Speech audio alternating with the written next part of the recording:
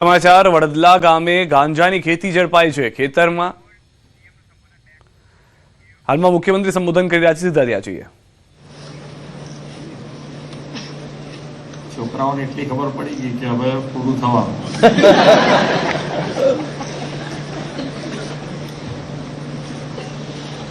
છોકરાઓની કેપેસિટી હોય ને કેટલું સાંભળવાનું। છોકરાઓ મોબાઈલ લઈને આવે છે એમ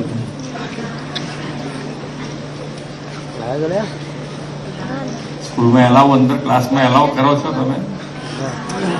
હા કે ના? બહાર મૂકવાનો કે હંતાડીને પાછો લઈ જવાનો? એકાદ જણ લઈ આવે તો ચાલે ભાઈ, આપણે બધાને રીલ જોવા।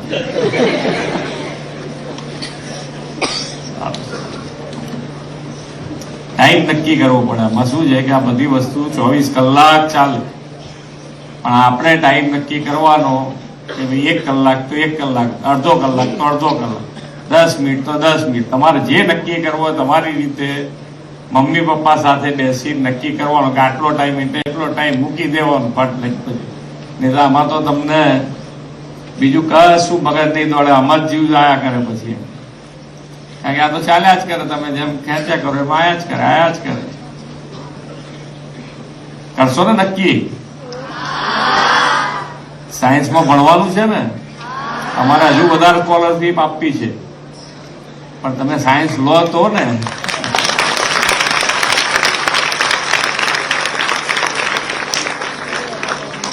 નમો લક્ષ્મી, નમો સરસ્વતી વિજ્ઞાન સાધના, મુખ્યમંત્રી જ્ઞાન સાધના મેરિટ સ્કોલરશીપ અને મુખ્યમંત્રી જ્ઞાન સેતુ મેરિટ સ્કોલરશીપ યોજના અંતર્ગત શિષ્યવૃત્તિ વિતરણ કાર્યક્રમમાં આપણી સૌની સાથે મંચ ઉપર ઉપસ્થિત મારા સાથી નાયબ મુખ્યમંત્રી શ્રી હર્ષભાઈ સંઘવી, મારા સાથી મંત્રી ડોક્ટર પ્રદ્યુમનભાઈ વાંઝા, શ્રીમતી રીવાબા જાડેજા, ગાંધીનગર જિલ્લા પંચાયતના પ્રમુખ શ્રીમતી શિલ્પાબેન પટેલ, ગાંધીનગરના મેયર શ્રીમતી મીરાબેન પટેલ, ગાંધીનગર શહેર ભાજપ પ્રમુખ શ્રી આશીષભાઈ દવે, શિક્ષણ વિભાગના અગ્ર સચિવ શ્રી મુકેશ કુમાર, શિક્ષણ વિભાગના નિયામક શ્રી પી.આર. રાણા, આમંત્રિત સર્વે મહાનુભાવો, સૌ શિક્ષકગણ, સૌ વાલા વિદ્યાર્થીઓ, પ્રેસ મીડિયાના મિત્રો, સૌને મારા નમસ્કાર।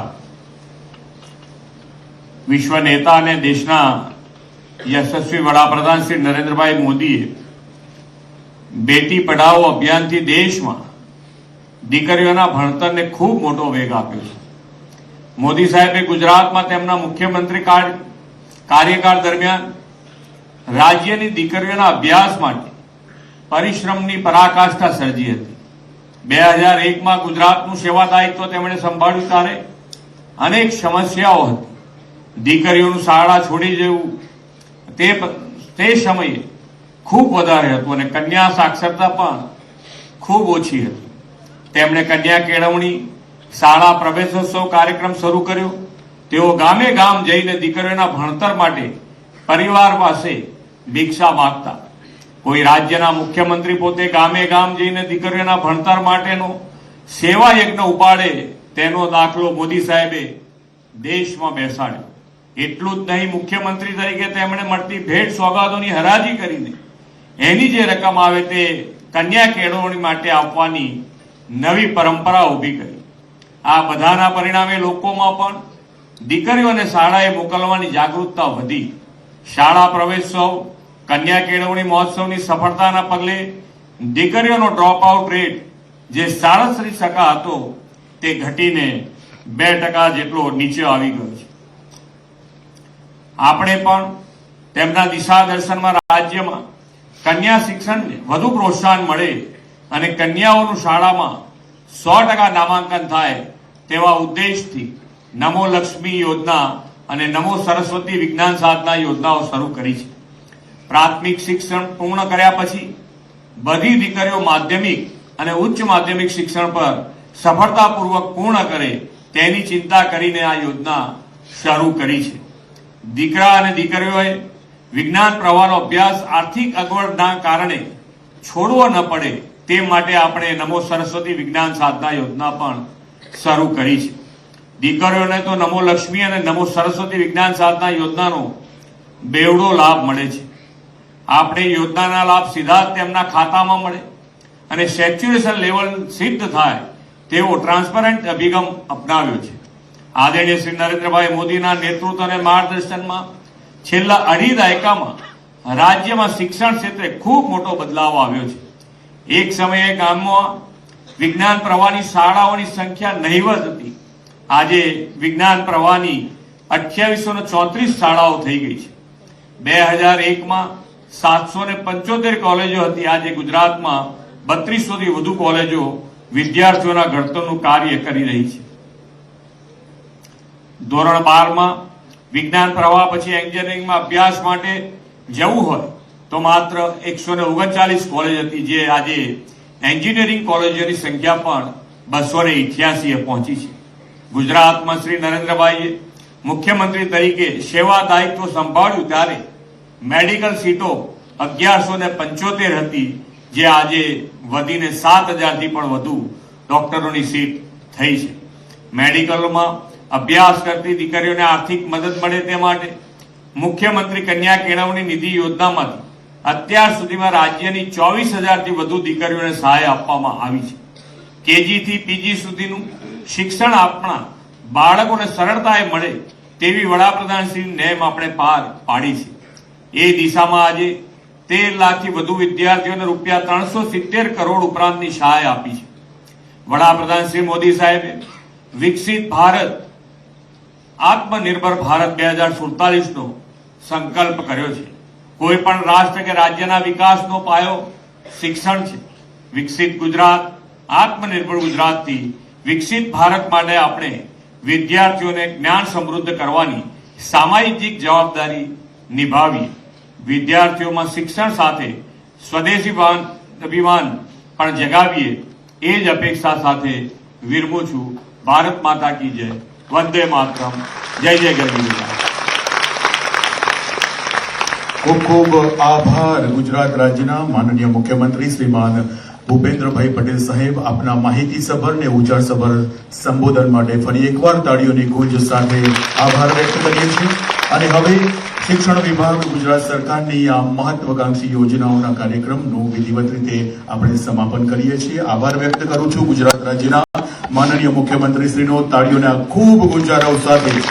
એમની સાથે જ ગુજરાત રાજ્યના નાયબ મુખ્યમંત્રી શ્રીમાન હર્ષભાઈ સંઘવી સાહેબ, આપનો પણ આભાર વ્યક્ત કરીએ છીએ. ડોક્ટર પ્રદ્યુમન વાજાસર, માનનીય મંત્રી શ્રી શિક્ષણ વિભાગ, સાથે જ શિક્ષણ રાજ્ય મંત્રી શ્રીમતી રીવાબા જાડેજા, આપનો પણ ખૂબ તાળીઓના ગણરાથી આભાર વ્યક્ત કરીએ છીએ. શ્રીમતી શિલ્પાબેન પટેલ, જિલ્લા પંચાયત પ્રમુખ શ્રી, આપનો પણ આભાર વ્યક્ત કરીએ છીએ. જોરદાર તાળીઓનો ગુંજારો વ્યક્ત કરીએ. શ્રીમતી મીરાબેન પટેલ, મેયર શ્રી, ગાંધીનગર મહાનગરપાલિકા. તો હાલમાં મુખ્યમંત્રીના હસ્તે આ યોજનાઓની શરૂઆત કરવામાં આવી. ખાસ કરીને શિષ્યવૃત્તિઓ કે જે વિદ્યાર્થીઓને મળી શકે, સીધો જ ફાયદો તેઓને મળે. સાથે શરૂઆત જ્યારે કરી તો તેઓએ વિદ્યાર્થીઓને એ ટકોર પણ કરી હતી કે એક માર્મિક ટકોર હતી કે જે મોબાઈલનો ઉપયોગ, જે સ્ક્રીન ટાઈમનો ઉપયોગ અત્યારના સૌથી વધારે ચર્ચાનો વિષય રહ્યો છે વિદ્યાર્થીઓનો. તેઓ ભલે મોબાઈલનો ઉપયોગ તમે કરો, પરંતુ તમારો એ નિયમ સેટ કરો કે રોજ 10 મિનિટ, અડધી કલાક કે કલાક, એનાથી વધુ સમય તમે મોબાઈલને ના આપો, જેથી આપ લોકો વધુ ભણી શકો અને આવી વધુ શિષ્યવૃત્તિઓ તમને ગુજરાત સરકાર તરફથી મળી શકે. આવી માર્મિક ટકોર સાથે તેઓએ પોતાના સંબોધનની શરૂઆત કરી હતી. તો ગાંધીનગરના ટાઉન હોલ ખાતે આ કાર્યક્રમનું આયોજન કરવામાં આવ્યું હતું, જેમાં મુખ્યમંત્રી, નાયબ મુખ્યમંત્રી, શિક્ષણ મંત્રી અને તમામ એ લોકો કે જેઓ લાભાર્થી છે એ વિદ્યાર્થીઓ પણ ત્યાં ઉપસ્થિત રહ્યા હતા.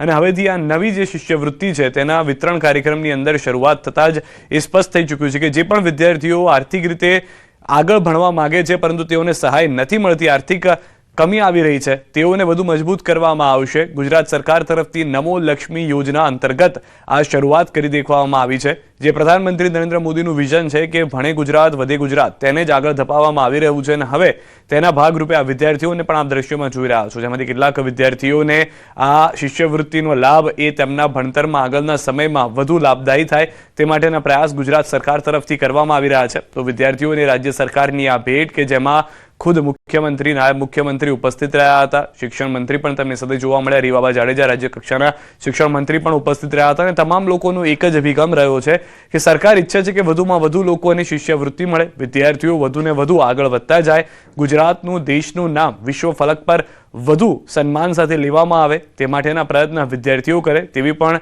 વાત મુખ્યમંત્રી તરફથી પોતાના સંબોધનમાં કરવામાં આવી હતી અને સાથે સ્પષ્ટ કરી દીધું છે કે કોઈ પણ વ્યક્તિ જે આગળ, ખાસ કરીને વિદ્યાર્થીઓ કે જે આગળ ભણવા માંગે છે તેઓને આર્થિક કોઈ પણ સામનો ના કરવો પડે તકલીફનો, તેને ધ્યાનમાં રાખીને શિષ્યવૃત્તિ જાહેર કરવામાં આવી રહી છે અને નમો લક્ષ્મી નમો સરસ્વતી વિજ્ઞાન સાધના જેની શરૂઆત કરવામાં આવી અને તેના ખાતામાં રૂપિયા પણ આપી દેવામાં આવશે, જેથી વિદ્યાર્થીઓ તુરંત તે સહાય મેળવી, શિષ્યવૃત્તિ મેળવી આગળ જે પોતાનો અભ્યાસ છે તેને દબાવી શકે.